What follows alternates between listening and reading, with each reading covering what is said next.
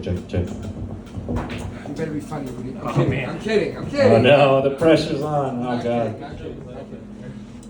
Alright, this is the worst part. I gotta wait for you guys. I can't just come up here and talk. Yes, you can. You already are. Doing great. Oh, what are these boots? It's not a fashion statement, guys, I promise. What are those? Yeah, I ride motorcycles, that's what's up. So we got, I don't even know these guys' names. What's your name?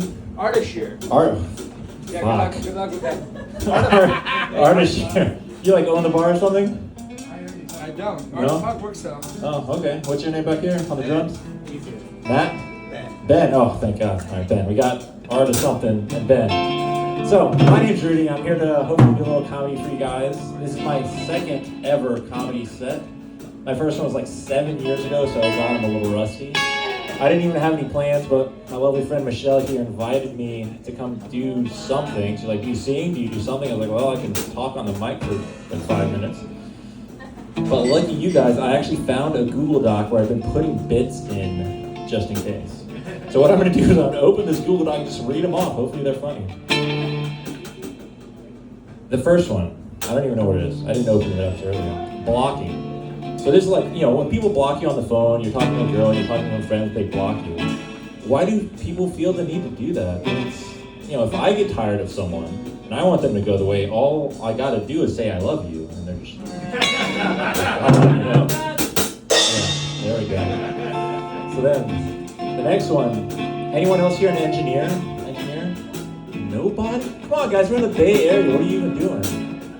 So, I got some engineering terms for you. See if you can guess what they are. Rapid unplanned disassembly. Yeah, that's when stuff explodes. Omnidirectional thrust. Yeah, that's an explosion again. Spontaneous existence failure. You guessed it, another explosion. Uncontrolled thermal event.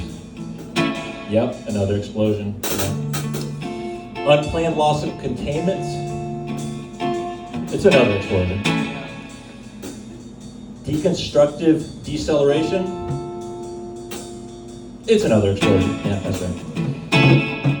Litho braking maneuver.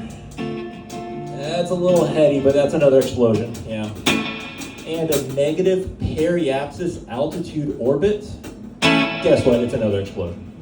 So, you see any of those in like on the news or something? They're just trying to dress it up.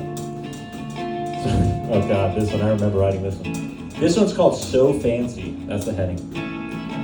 So fancy. So fancy. So fancy. That's when, like, someone's dressed up a little bit and you're just like, oh, that's so fancy. Alright. Then we got the next one. It's The Religions. I swear I haven't read these before like 7 years ago. Christianity is very stout, like there's the cross, there's the big cathedrals, there's the big guy in the sky always telling you what to do. Very imposing, And then Islam is very spicy. It's out in the desert, you got warfare, you got the sabers on all their flags. And then you got Hinduism, which just has a really high turnover rate. Alright, what else we got? TV dinners. So there I was at home, living the luxurious life of bachelorhood, waiting on my microwave dinner to cook, and I make the mistake of actually looking at the box it came in. And it said, on the advertisements, like the head of the box says, made like you make it. God, I hope not. That's the whole point of microwave meals. I suck at cooking. I don't want to do anything. I don't want to chop. I don't want to do anything. Just put it in the microwave and go. So if it's made like I make it, ugh. Alright, what else we got? We got meetings with the CEO. So this first year out of company, you pick the low-hanging fruit and you get the not-so-good people. And then later on, it's the crunch time. Only the high-hanging fruit are left, the ones that made it. And then next year, the CEO will say, like, I saw how hard you worked at the end of last year. That'll be the new standard this year. So, don't work too hard. You'll just keep going. Keep making it go a little harder and harder. Laziness. I'm terminally lazy. I hated working. I worked as an engineer for 5 years and I gave that up because it was just, I don't want to wake up. I don't want to sit in traffic. I don't want to do any of that. And I teach dance full time now. laziness were a disease, I'd be stage 4 with a week to live. Like for breakfast, I ate a bowl of cereal with milk. Because it takes no prep, no anything, just dump in the cereal, dump in the milk, easy. No heating.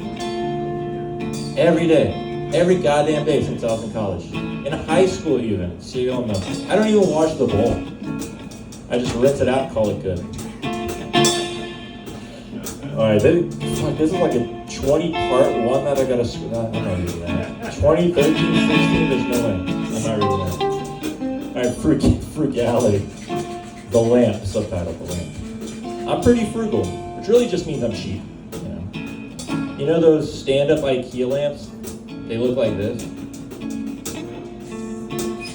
So, at the bottom there's a base that keeps the whole thing stable. It's weighted, made of cement or something. And when that breaks like this, they look like this.